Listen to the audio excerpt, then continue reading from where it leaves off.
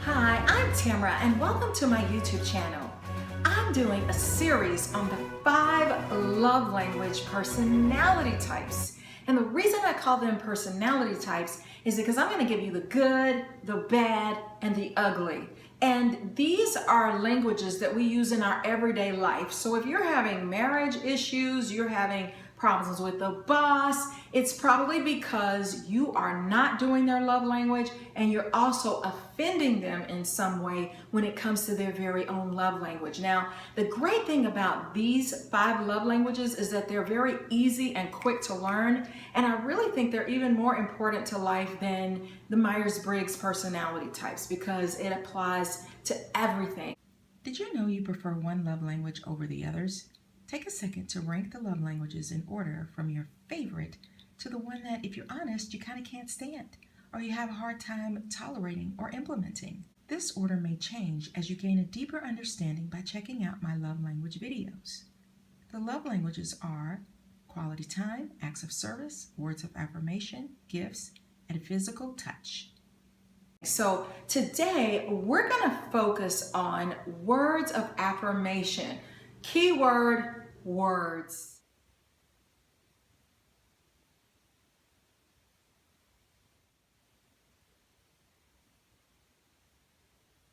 Words are powerful. So if your love language is words of affirmation, then you are going to feed off of the words that people tell you. You need that. It serves as a motivator. When people tell you you're doing a good job or your husband really likes the way you cook his favorite dinner and he gives you that feedback, it means everything to you. If you're at work and your boss is always telling you, hey, you know what, you do a good job when it comes to public relations, it's going to motivate you to work harder. I think when it comes to words of affirmation, that's a very important love language for children, especially small children. They need your feedback. So if you're the kind of parent that they do something good and you just kind of look like, and you're not giving them that feedback, and they need to hear it. Very good, you're doing a good job. Praise them, be specific about what it is that they're doing a good job at. Wow, you really folded those clothes well. So it's all about language. It's all about telling people positive things about themselves. Like, wow, you look pretty today. If you have a husband and he finally mows the lawn, you look at it and say, oh my gosh, that looks better than the person that we hired to do it. It looks fantastic. If their love language is words of affirmation, they're gonna need that positive feedback. That is how you get them to do whatever it is that you want them to do.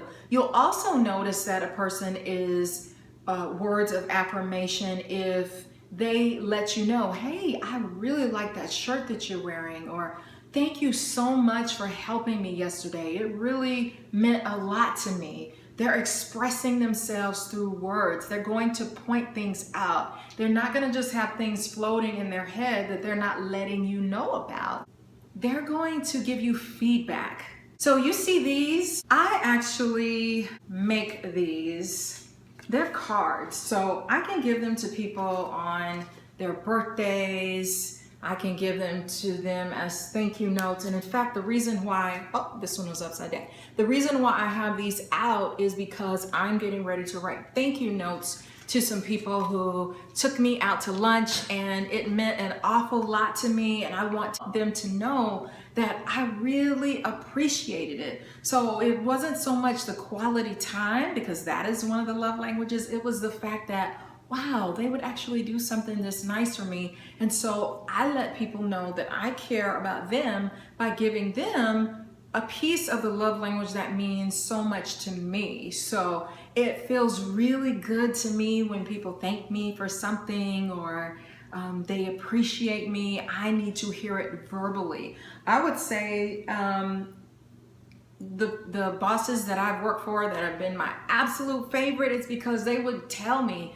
hey, I'm proud of you. Good job. Hey, thanks for doing that. I appreciate you going the extra mile. that motivates someone who's words of affirmation. So a lot of times people who are words of affirmation, they're going to make sure that they give you a thank you note, or they're going to text you and tell you thank you. They're going to make sure that they do that. One of the things that my mother always taught me was, if someone gives you something, if they give you a gift, if they do something nice for you, make sure you thank them for it. Give them a thank you note. So I was sort of trained in the thank you note generation, but it might be because maybe my mom has a little bit of the words of affirmation thing going on. To the words of affirmation person, words are powerful. They can either bring someone up or they can really bring someone down. So if you are in a romantic relationship with someone who's words of affirmation and you're always putting them down, telling them, you know, I don't like the way you cook. I don't like the way you do things. Everything is always bad. It's always wrong. I hate the way you dress. I don't like the way you look. And you know, you're always attacking them verbally.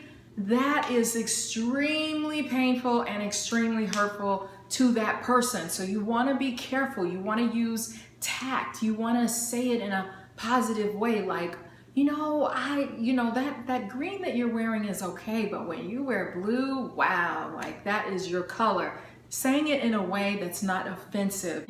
You can really do a lot of damage to that person by putting them down or insulting them or saying mean, negative things to them. They don't like that very much. It's extremely painful. But if you're in a marriage with somebody and you let them know when they're doing a good job, you're gonna uplift them and you're gonna elevate them, and they're gonna soak that in. They really need that. So be careful with people who are words of affirmation, that you're not insulting them, putting them down, always criticizing them, always telling them what they're doing bad, what they're doing wrong, and they're gonna start to shut down, and you're not gonna know who they are anymore because they're gonna pull away from you. So people who are not words of affirmation, who are allergic to it, who absolutely hate it, they can see words as being fake. If you're giving them too many compliments or you're telling them too many good things about themselves, they don't like it. I have someone in my life or a family member who, if I tell them too many things about themselves, like, hey, I noticed that you're really good at being creative, they start getting angry. But a clue that someone is not words of affirmation is they start like, or they get mad if you give them a compliment or you say too many nice things, or they won't acknowledge it. They're not moved by it. Have you ever heard the saying, it's not what a person says, it's what they do? It's probably because their love language is more acts of service and it's not words of affirmation.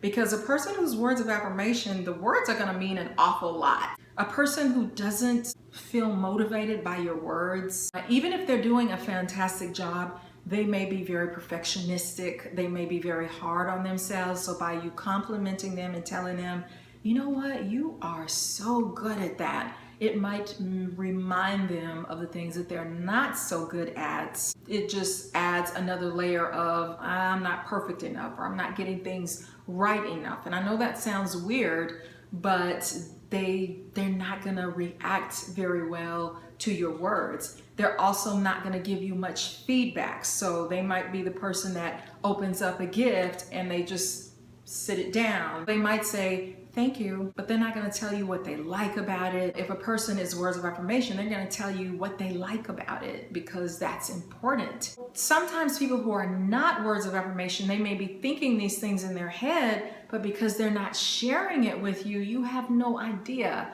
So if you have a friend or family member that's their love language, make sure that you express out loud what it is that you're thinking. There have been people that I thought, wow, she dresses so cute, so I'm gonna dress really cute. And I tell that person, oh wow, I love your outfit. And they're like, thanks.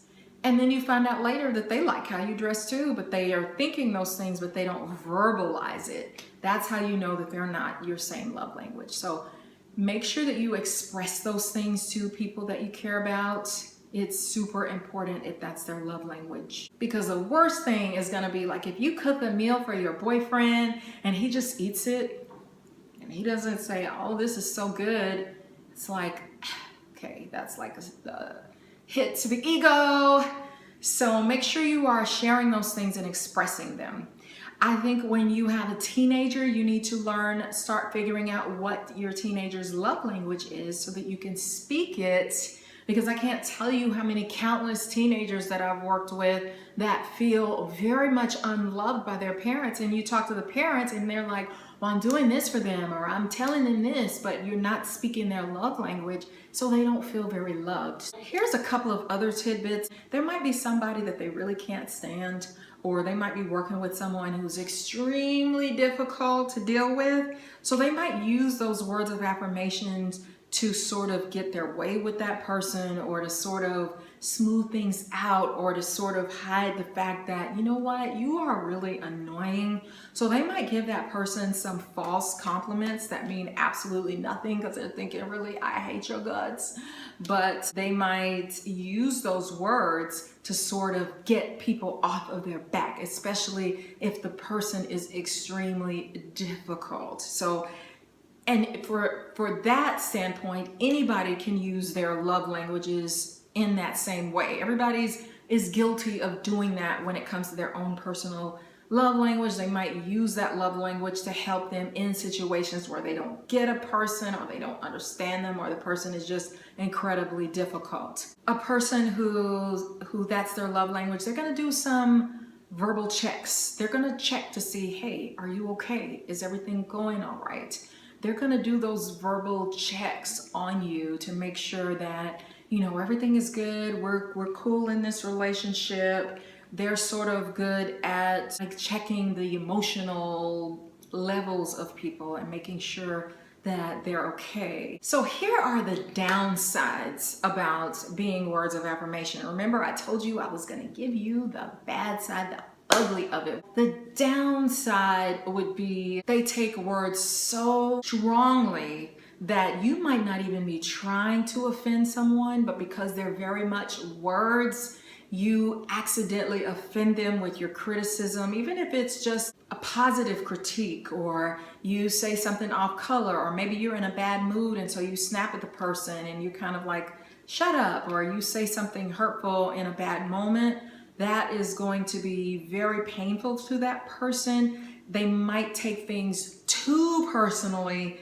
And so some advice to someone whose words of affirmation is you have to practice letting some things go. You have to practice giving people a pass. They may not mean too much by it. They could say the tiniest thing. I'm words of affirmation, and so I have to tell myself sometimes, don't take it personally. I've had people to tell me, hey, don't take that person personally. They are a grumpy cat. They say ugly things. People who are words of affirmation don't like grumpy cats too much,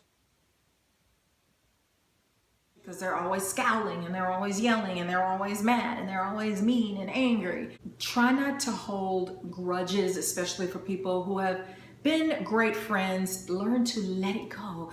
Listen to that song, Let It Go. Another downside of this type is that they are capable of a verbal attack.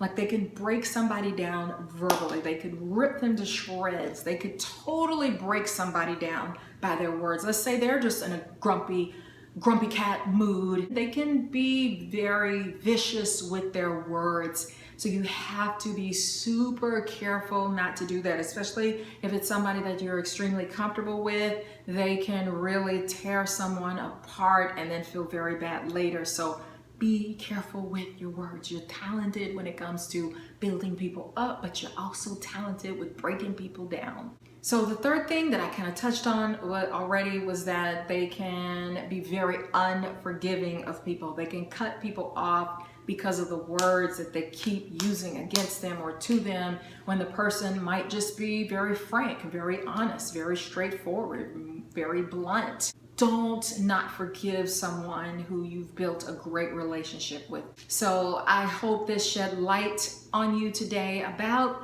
your love language and how you can use it more effectively with someone you love to build a closeness with someone. Definitely remember to use their love language. So if you found this helpful, please give it a thumbs up. Please share it with all your loved ones and your friends so that they can do your love language. And thanks for watching my video. Bye.